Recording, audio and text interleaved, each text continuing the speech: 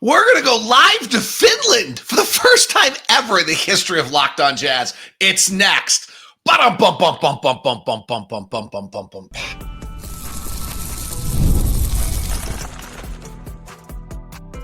You are Locked On Jazz, your daily podcast on the Utah Jazz. Part of the Locked On Podcast Network, your team every day. How are you? I'm David Locke, radio voice of the Utah Jazz, Jazz NBA insider. This is Locked On Jazz. It's your daily podcast on the Utah Jazz, giving you insight, expertise, geeky numbers, and hopefully making it way better to be a Jazz fan each and every day. Thank you so much for making Locked On Jazz your first listen of the day. We are free and available on all podcasting apps as well as on YouTube. Today's show is brought to you in part by FanDuel. FanDuel football season is here. And new customers get when you bet just $5, if you win, you get $300 in bonus bets to play with on the app at FanDuel.com. To the everydayers, thank you very much. On today's show, I do have a thought that I'll give you toward the end of how to use Isaiah Collier this year that might be different than you think. But we're going to start the show in Finland with Jazz assistant coach and Finnish national team assistant coach Sean Sheldon. Okay, I think you have revealed to me at some point in time that you listen to the show occasionally. Yep. I have to admit, doing the drum roll with you in the waiting room might have been the top 5 most embarrassing moments of my life. It's all right if you listen to it and see it, but when you're actually with me when I do it, it's not okay. Yeah, it was fun to watch. Hey, I appreciate you having me on. First off, just what's the atmosphere? What's EuroBasket in Finland like? It's crazy. The games are nuts. You know, I always say one of my favorite things is during the national anthem. The Finnish fans sing it. They turn the music all the way off. The Finnish fans just sing the whole national anthem. But the environment's crazy. You know, you've got the drums and horns and all that stuff in the stands. And so it's a lot of fun. It's intense. It's a playoff atmosphere every single night.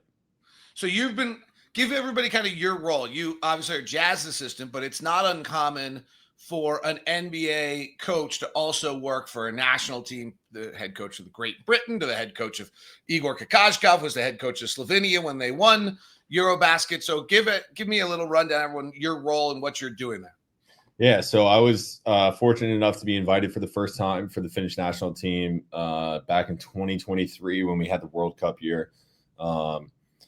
Lauri spoke to me about it, and then the Finnish Federation spoke to me about it. So that was my first time doing it, was for the World Cup year. And, and then last summer was head coach of Summer League, so couldn't go for that qualifying window. And then back again this year. But yeah, I mean, here doing a bunch of scouting, opponent scouting, game planning, obviously working with Lauri, but then just kind of helping here however I can. So it's been a lot of fun. To beat Serbia, give me a context of what that was like for Finland in EuroBasket. I mean, at the time, I thought it might have been the biggest upset in the history of EuroBasket. Yeah, massive. And then there were 2 more later that day that might have been just as big. Yeah. Give me a context of what Finland beating Serbia meant in EuroBasket. Man, I don't know if I still fully understand kind of what it means, as the Finnish team to get that win.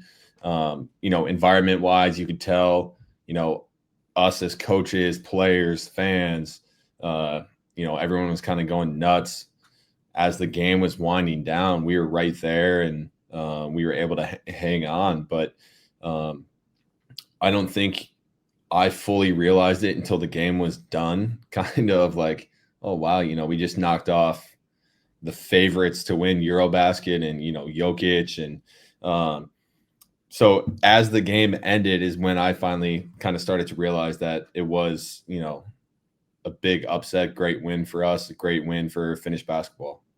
I have this vision that you leave the arena and the city's going crazy. Like all of Finland is celebrating. Is that a fair depiction? I would imagine so. I mean, when I left the arena, walk out with the players, were super excited. There were some fans waiting for us at the hotel when we got back, cheering for the players and stuff as they walked in. So, you really start to realize it. And then we finished practice yesterday and had an event for the fans that got to come and hang out with the players post practice yesterday. So you can feel the energy from the fans, and yeah, it's crazy atmosphere, bunch of fun. What's the aura around Lauri?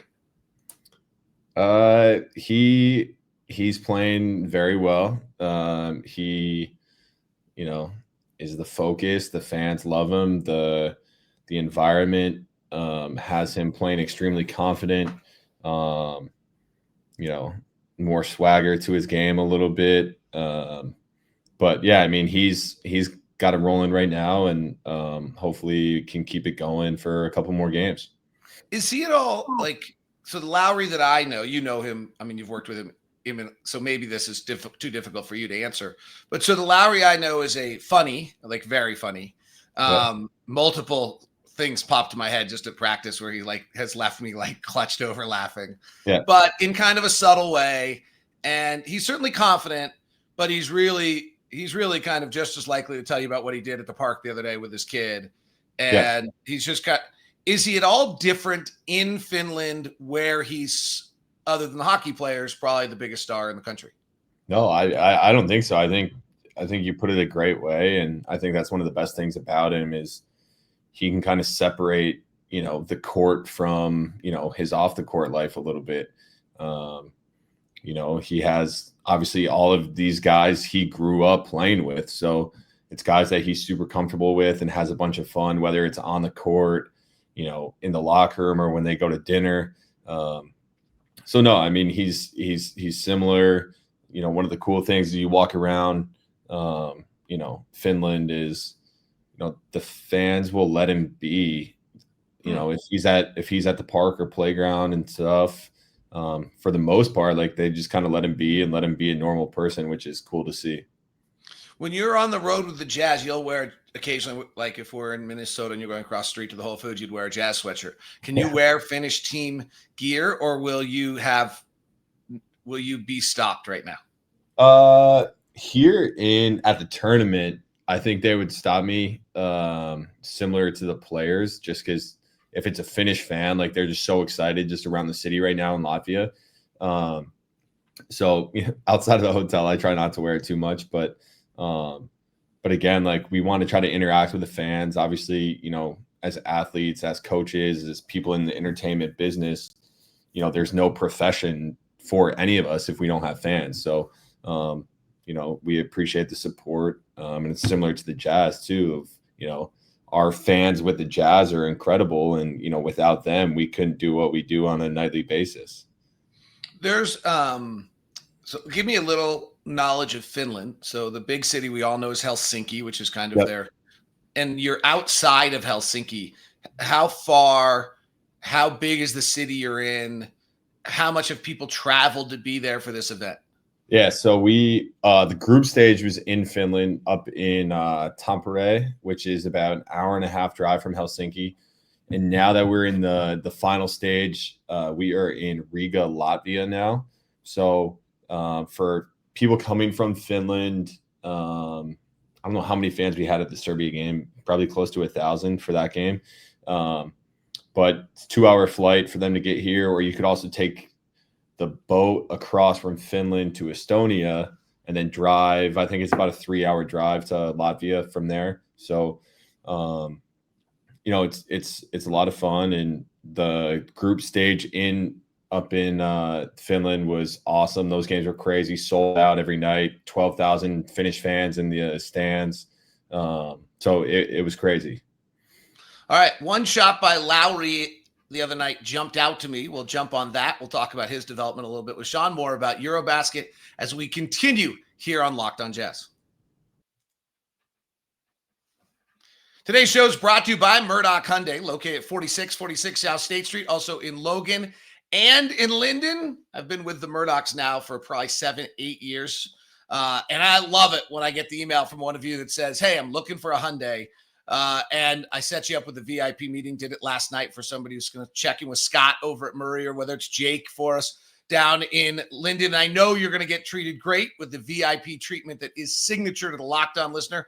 And the Hyundai car, I'm driving the Santa Fe Hybrid right now. It's just great. I actually pulled into the golf course. The other guy pulled in next to me. We held a whole conversation about how blown away we were by the car, what you can get for the value, how the hybrid's amazing, how there's like 600 miles for every tank of gas. It's absolutely amazing. So it's all at Murdoch Hyundai, located 4646 South State Street, also located in Logan and in Linden. So if you're going to head out, let's get you the VIP treatment. Email me first at dlock09@gmail.com. I'll set you up. You walk in, they're waiting for you. It's all set up.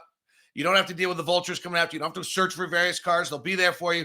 We expedite your experience over at Murdoch Hyundai. Email me at dlock09@gmail.com. Today's show is also brought to you by FanDuel. Opening week of football season was real. That was pretty amazing.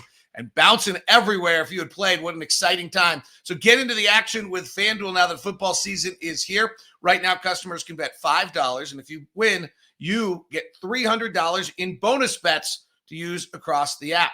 Carlos Alcaraz is not playing anymore, so I don't know how to get you your guaranteed win, but that was how he did it last week.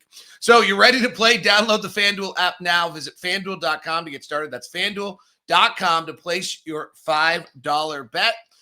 You also probably can bet EuroBasket, but I don't know the details on all of that. Early NBA odds for you are out there as well. And Major League Baseball pennant race, Mets and Phillies today. They got a bunch of different odds going on that one. And as the NFL week gets underway, Packers are a 3.5-point favorite against the Commanders. I mention that just because somebody might care who's listening, I think, unless he's a Lions fan. And then he doesn't want to hear anything about the Packers. I don't know. Lions are 4.5 favorite over the Bears. It was an ugly week if you're a Lions fan from Grand Traverse, Michigan. I don't know. Just a thought. Okay. I don't know who I'd be talking about. That is FanDuel. Go check it out and get your $300 bonus bets with a $5 win.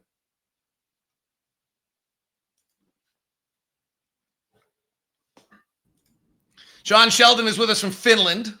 You're a Lions fan, aren't you? A little bit. That was bad. I was listening, laughing to you talk about that. My group chat from all my buddies back home was blowing up yesterday for the game. So my two buddies are big-time Lions fans. There's one in the highlights of Lauri. We're obviously watching. We care about Finland. We care about Lauri. Yep. And there was a lot of the normal stuff, right? The 7-foot Klay Thompson coming off his pin downs, the incredible athleticism in the open floor, the offensive rebound puts backs where he's just a superior athlete to anybody on the floor. But there was one on the left side that really jumped out to me that I've seen that was, I thought, interesting for a bunch of reasons. You're probably telling me I'm overplaying it, but let's see. I know how this works. Pump fake, one dribble to his left, fading back, created the space with the angle and hit the jumper. I'll share with you the two things that jumped out. I mean, one is he has generally struggled to create his own shot off his own movement. And the pump fake was obviously the key, but I hadn't seen him do a lot of stuff where he used the dribble and faded back to use his length the way Nowitzki or some of the other 7-footers had. And that looked a little like a skill development to me. Is that a fair observation? Yeah. I mean, he spends a bunch of time on it. Trying to figure out how to create the space in order for him to get his jump shot off. So trying to figure out how to use his body, how to use the dribble. If he lifts his knee up a little bit, kind of, like Dirk, like, can he create a little more space similar to how Kevin Durant does? So just all those kind of little subtleties, and ways for him to get shots off. That's the biggest thing, especially with Finland is, he can't be passing up any opportunities to get a good look for us offensively. The other one was where it was on the floor. In the NBA, so much that shot is at the nail. Yeah. And he instead had it angle left.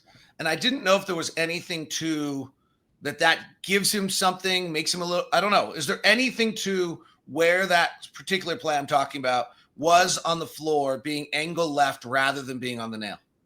I think it all just depends on each guy's, has their go-to moves, what they're kind of comfortable with in the different spots. So, depending if he's on left block or right block or at the nail or elbow or wherever it is, he has kind of go-to moves that he feels like he can get off kind of regardless of who's on him. So, yeah, it has a little bit to do with angles and positioning on the court, but more so just kind of who the defender is and what he has to do to be able to get that shot off. What does this experience do for Lauri? What do you see that how this impacts his game? I think kind of like what you're alluding to. I mean, going into the season, one, he's going to be in his stride coming to training camp, but here offensively, he has to do a little bit more than maybe he does with the Jazz as far as the ball in his hand, creating his own shot, like you said, which is good. I mean, it's all stuff he needs to work on, and it helps us, as the Jazz organization too. It's all positive of, can he add something to his game? Can he add a new shot? Can he get more comfortable with his shot? So, his summers with the national team are super important, I think, for him and obviously for Finland, but also for the Jazz. How do you characterize EuroBasket? Like if someone just asked you, I don't know if you're gonna give me an X's and O's answer or an atmosphere answer, but like if I just say EuroBasket to you as someone, what jumps out at you? I think the biggest thing is like how hard these guys are competing. Like when you watch the games on any given night, like the guys are going hard. It's not, it's not a game in a random city in the middle of January in the NBA. Like right now it's do or die every single night. So I think the biggest thing is the intensity level, the physicality level, and just kind of the care factor that all these guys are playing with. I think we should create the same thing with the states. That'd be fun. Like Georgia would play California in the finals, probably. Like maybe Texas. Yeah. But like maybe that's our way of creating some sort of fun American style. I mean, I don't think Utah would do particularly well. We'd beat Idaho. We'd crush Montana in our group play. But the one I'd be interested in too is if you gave the DMV, the DC, Maryland, Virginia, if you gave them a team. Oh, interesting. In that area. So, but yeah, it would be interesting. And I mean, we'll kind of see it a little bit with the new all-star format. So it'll be interesting. Trying. All right. Well, thank you for taking the time. We look forward to seeing you. You've got a surprise matchup next against Georgia, right? Yes. Yep. We play them tomorrow night. We can go to dinner, by the way, sometime, and I can tell you about the day I spent in the province of Georgia on a tarmac with the KGB surrounding my airplane.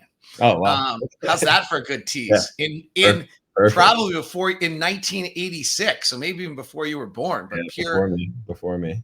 Yeah, but pure in Soviet Union, Russia at the time, or Soviet Union, not what was a province. So give us if we're going to watch that ball game, which the 9-hour time change actually might allow us to do. Yep. Give us a few things we're looking for.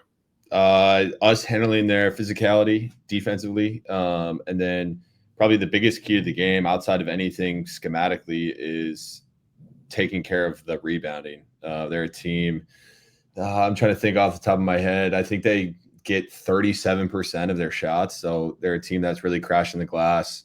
It's a big part of their identity. So we have to do a good job on the glass. And, if we don't, then nothing else that we're going to do scheme wise really matters. So it'll be a great environment. And, if we get a win, and then we're going to be competing for top 4 and competing for a medal. So it'd be a lot of fun. It's in some ways, it's probably the most nerve-wracking game for the players, right? Because I mean, I think you go out there versus Serbia, and obviously we were the big underdogs. You can kind of just let it rip as a player, and I haven't looked at who the favorite is for tomorrow night, whether it's us or Georgia, but we're definitely not a drastic underdog like we were versus Serbia. So I think there'll be a little more nerves. But hopefully we can start off well and kind of get it going and kind of have those nerves fade as the game goes on. All right. I do have one more question. And because if I didn't ask this, you'd be really disappointed in me. Is there an analytics difference in EuroBasket to the NBA? I'm sure there is.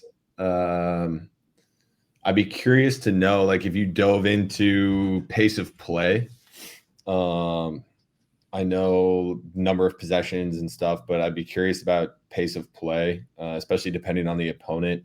And then obviously the in my opinion, the 3-point shot for a lot of teams in EuroBasket isn't as crucial to some NBA teams. Interesting. Like Georgia tomorrow night, they're only averaging, a little over 23 3-point attempts per game. So it's not a crazy number by any means. Interesting. Whereas the other night versus Serbia, we end up shooting, I believe it was, I got the box score right in front of me. I think it was 42 threes we ended up shooting the other night. Out of how many shots? 74. Woo! Yeah. So we were 15 for 42 versus Serbia. And obviously in a 40-minute game, 42 Yeah. is a lot. So Well, it's interesting because that's the two thoughts that I had as you were saying that. Is I remember the Olympics that the U.S. comeback in Serbia is really even more remarkable because it's only a 40-minute game, and just how much that impacts things. And then the secondary thing, I'm surprised. If I was an underdog, it's kind of the 16 seed versus the 1 seed in the NCAA tournament. Jack as many threes as possible. If today's the day you get hot, that's how you pull the upset. So it's in a 40-minute game. The variance of the 3 can have even a bigger impact as a sample size is smaller. Yeah, I agree. Yeah, no doubt. Yeah. No doubt. All right, you're great. I will appreciate your time so much. Hope the family's hanging in without you. And I'll be home soon. I look forward to seeing you in a little less than a month. All right. See ya. Thank you for having me on. You bet. That is Sean Sheldon. We'll come back with an interesting way to use Isaiah Collier this season next on Locked on Jazz. You can jump. I gotta finish it up. It is Locked on Jazz. Thanks again to Sean Sheldon for joining us. Pretty awesome to get him from Finland. So I had a thought the other day on Isaiah Collier, and we'll talk to Tim Lacombe and others. I think the Jazz, we'll start an interview series coming up here. I think the Jazz rotation this year is really going to be fascinating because on the front court, there's just so many different things you can do. And then even on the backcourt, if you think of 4, if not 5 guys in Collier, Clayton, Keyonte, Sensabaugh, and the 5th being Cody Williams, how you're going to use all these guys in different manners. Now, the instinct, I think I keep hearing from everybody is, well, our point guards are Collier and Clayton, and our shooting guards are Keyonte and Brice. And I'm not sold that that's entirely the case. My 2 thoughts on this are, one is if Brice really can shoot 40% from 3, I think he probably has to play. And then the second one is if Collier can't shoot 30% from 3, I don't know how you play him with Walker. We did it last year, but all right, so that's my first thought there. My second thought is with the interesting aspects of how the backcourt or the front court can play is I do think Nurkic will play, but I also think, and Nurkic can pop out a little bit. I do think there's going to be time where Kyle's your center and you're playing 5 out, or you're just playing centerless. You're playing Lauri, Taylor, and Ace. You're playing Lauri, Kyle, and Taylor or Ace. You're playing Lauri, Kyle, and Cody. Now you're going to have a hard time rebounding. Kyle's a pretty good rebounder. But you got the concept. Those are the lineups where I think you use Isaiah Collier. I think you match Isaiah Collier's minutes to any time that we can be playing 5 out and allow him to use his strength, which is driving to the basket, getting on top of the cup, beating people off the bounce, being a pest defensively. But from an offensive standpoint, to me, that's where Isaiah Collier has a real skill. Use what's great. Will Hardy talks a lot about, we can all sit around and talk about what guys can't do, but let's talk a little bit about what they can do. And so the Collier can't is shoot, and not can't, but doesn't shoot it particularly well, right? If you want to get the exact terminology on this correctly. The flip side of that is, what can he do? He can beat guys off the bounce. He can get on top of the cup. He's a good passer. He can create offense himself. But if you're playing with Walker, that's hard. I don't expect Isaiah Collier to be a particularly good pick and roll player until he adds the shot. Right now, and even in summer league, the pick gets set in 15 to 17, 18 feet, and they're still going under at low levels. And it really clogs up the offense until he starts to make that shot. And maybe he'll make the midi a little bit this year that will open things up for him. But that to me, instead, is let's play 5 out. Let's play some interchange. let's get him the ball and let him break it down. And maybe he's playing with Walter Clayton at that point. They're playing together with the second team because now you have a second team of Collier, Clayton, I don't know, Hendricks, Filipowski, and Lauri or whoever, Ace or whoever you're putting on the floor. And you have 4 shooters on the floor with Isaiah. That's the key to what I'm saying is that do you use Isaiah Collier with 4 shooters instead of with Walker? And it seems like that's a better match for him from an offensive standpoint. And then that probably means he's coming off the bench. And so then what are you doing starting? That's where I actually still think there's a chance Keyonte is your starting point guard to start the year this year. I know we did a YouTube poll question recently that was who do you want to have as your starting point guard? And the third vote from anyone was Keyonte George. I'm not sure. I actually, that's where I am actually right now. I think if I had to guess that the starting guards are Brice, Sensabaugh, and Keyonte George. And I'm fine with that. The voting was 46% wanted to see Walter Clayton Jr. start, 36 Isaiah, and 18% wanted to see Keyonte George start. I'll tell you what. I'm fine. I actually been bullish all offseason on Keyonte. It's his 3rd season. It's time. I don't really think his future is as a 6th man. It might be, but fine. But I think I'm in the camp of let Keyonte get the run to open the year as the starter with Sensabaugh and have Clayton and Collier come off the bench and have Collier playing with a spread 5 floor. And then I think the next part of that, by the way, is that you're going to see a million changes of this as the year goes on. So then if Isaiah's playing shooting, then he moves in the starting lineup. If Walter Clayton is developing, then he can move in the starting lineup and you can fiddle around with it. And guys are going to get banged up throughout the years. I think our guys are going to get banged up. They're young and energetic, but they're going to be outmanned a lot of nights. And so I do think that they will get banged up a pretty decent amount in that. By the way, yesterday's poll question was which young Jazz player do you think has the best chance to become a top 100 player? 50% took Kyle Filipowski. 24% took Taylor Hendricks. 20% took Keyonte George and Isaiah Collier. 5% I did not give you the Walker Kessler opportunity to jump in on that one. Tomorrow on the show, we'll top 100 and Tim Lacombe will stop by and join us as well. And as we start the interview series, hope to have Ron and Thurl and Craig all coming your direction here as we walk you toward the beginning of the NBA season. I don't know what previews we'll do because previews feel funny right now for us. Like who do we want to preview? Washington, Portland, maybe. And what other teams are going to be racing us to the bottom as we go after the season with at least we won't be racing to the bottom. We'll just be playing every night and trying to figure out what we got. All right. That is Locked On Jazz today. Thanks again to Sean Sheldon for joining us from Finland. Hope you liked that one a little bit. Want your thoughts on how to use Collier. Interesting to hear your perspective on that. And we'll be back with you tomorrow with Tim Lacombe, studio analyst and pre-halftime post-game show on Jazz Radio. It's all here, part of the Locked On Podcast Network, your team every day. We send you now to the first ever national 24/7 NBA channel at Locked On NBA, streaming live on YouTube. Check out Locked On NBA on audio as well. It's still there for you each and every day.